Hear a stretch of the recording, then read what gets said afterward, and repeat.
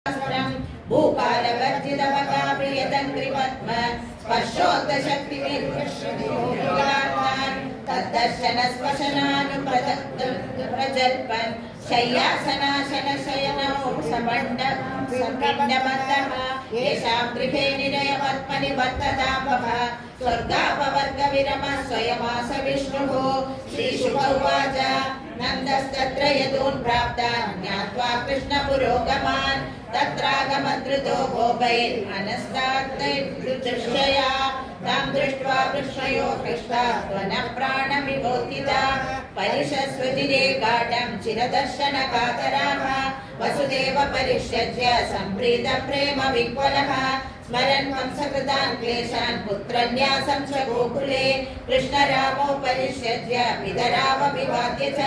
न किञ्चनो जलतु प्रेम्णा साश्रुकण्डौ कुरुत्वः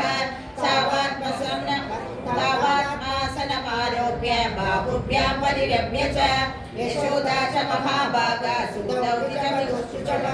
रोहिणी देवकी चाद परिष्यज्य वदेश्वरीं स्मरन्तौ तत्कृतां मैत्रीं बाष्पकण्ठौ सचुचतुः का विस्मरेद वां मैत्रीम् अनिवृत्तां व्रजेश्वरी अवाप्यापैन्द्रमैश्वर्यं यस्यानेक प्रतिक्रिया एतावदृष्टपितरौ युवयोस्ममित्रोः सम्प्रीणनाभ्युदय पोषणपालनानि प्राप्योष दुर्भवति पश्मदश्यत्वदश्नोः अन्यस्तवा कृतचभयौ तदसां परे स्वः। श्रीशुक उवाच कृष्णमुपलभ्य चिरादभीष्टं यत्प्रेक्षणे दृशिषु पश्मदं श्रवन्ति दृग्भिर्हृदि कृतकमलं तद्भावमापुरविदितेषां दुराभं भगवांस्तदा भूता विविक्तोपसङ्गतः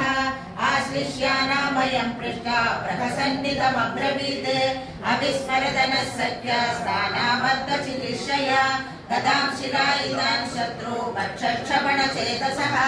अप्यव्यदायतास्मान् स्वीदकृतज्ञया सदज्ञा विशङ्कया नूनं भूतानि भगवान् युनक्ति च वायुर्यदा कलानीलं तृणं तूलं रजांसि च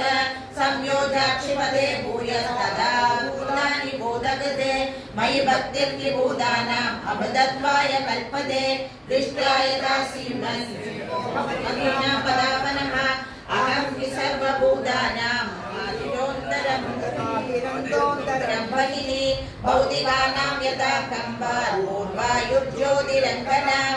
एवं वेदानि भूतानि भूतेष्वात्मात्मना ततः उभयं मय्यदपरे पश्यतामहमाक्षरे। श्रीशुक उवाच